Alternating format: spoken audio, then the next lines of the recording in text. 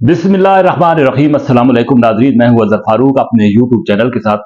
जैसे कि पहले मैंने बताया है गुज़श्ता रोज़ की वीडियो में कि पाकिस्तान का सबसे बड़ा मसला इस वक्त एक ही है, वो है 26वीं आईनी तरमीम, जिसको हुकूमत ने ज़िंदगी और मौत का मसला बना रखा है।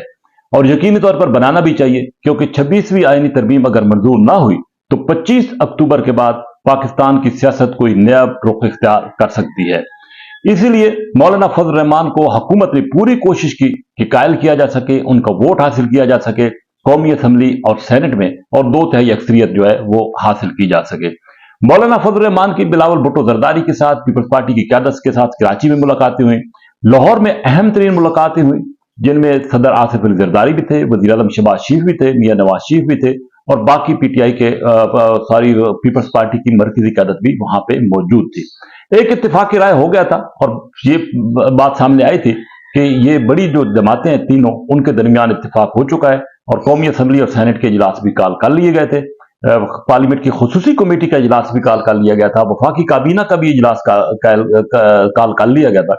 लेकिन अचानक जो है वो एक नया मोड़ आया। मौलाना फजल रहमान के साथ पीपल्स पार्टी की क्यादत की मुलाकात होती है, और वहां पर पीपल्स पार्टी की क्यादत गिले शिकवे करती है कि अगरचे वो इन तरामीम के लिए आगे बढ़ना चाहती है, वोट भी करना चाहती है, लेकिन इसके बावजूद उसके अरकान को हरासा किया जा रहा है, अगवा किया जा रहा है, तशद्दुद का निशाना बनाया जा रहा है उनके अहले खाना को। मौलाना फजल रहमान ने भी कुछ इन्हीं ख्यालात का इज़हार किया, और बाद में मीटिंग के बाद जब गुफ्तगू हुई तो मौलाना फजल रहमान खासी गुस्से में नजर आए, और उनका यह कहना था कि एक तरफ हम हुकूमत के साथ आईनी तरामीम पर इत्तेफाक की राय के लिए आगे बढ़ रहे हैं, मुफाहमत की बात हो रही है, और दूसरी तरफ हुकूमत जो है वो हमारे अरकान को हरासा कर रही है। मौलाना फजल रहमान ने यहां तक कह दिया कि उनके एक रुकन को अगवा किया गया है, उनके अहले खाना उनके घर पे मौजूद है, और उन्होंने कहा कि अगर बदमाशी होगी तो उसका जवाब उसी तरीके से मिलेगा। साथ ही साथ मौलाना फजल रहमान ने यह भी खबरदार किया कि अगर इस हवाले से हुकूमत ने अपना रवैया ना बदला आज तक, तो पाकिस्तान तो जमीयत उलमा इस्लाम अपना फैसला खुद करेगी, और ये मुज़ाकरात जो है वो यहीं पर रोक दिए जाएंगे।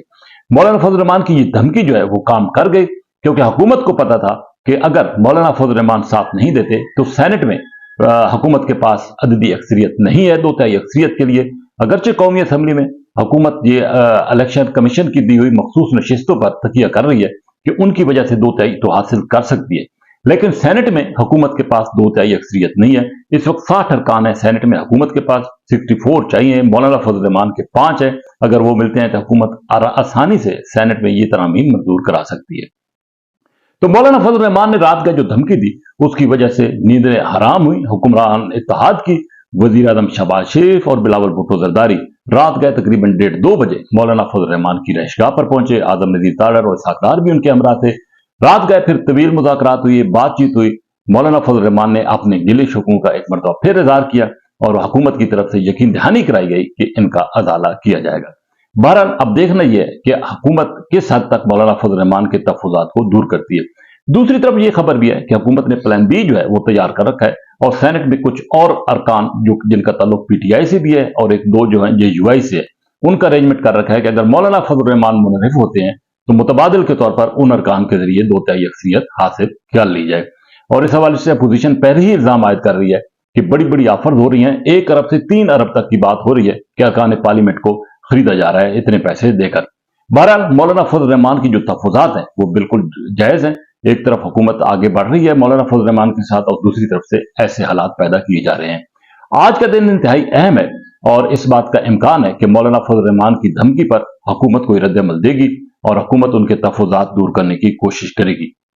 मौलाना फजल रहमान ये भी चाहते हैं कि पीटीआई एक बड़ी जमात है, उसको साथ लेकर चला जाए, और पीटीआई भी ये कह रही है कि वो भी वोट करने के लिए इस पर तैयार है। अगरचे कुछ शिकों पर तहफ़्फ़ुज़ात पीटीआई के भी हैं, लेकिन कुछ पर पीटीआई जो है वो इत्तेफाक भी कर रही है।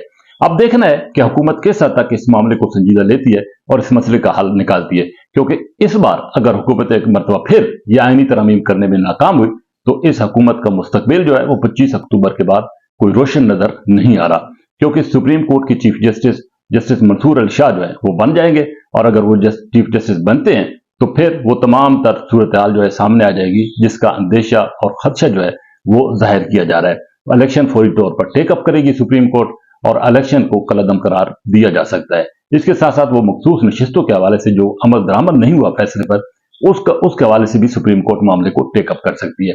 इसलिए ये सारी एक्सरसाइज हो रही है कि 25 से पहले यानी कि आज या एक दो दिन के अंदर अंदर इस तमाम तर सूरत हाल को क्लियर कराया जा सके, आईनी तरमीम ताकि मंजूर कराई जा सके। इसी के साथ इजाजत, अल्लाह हाफिज।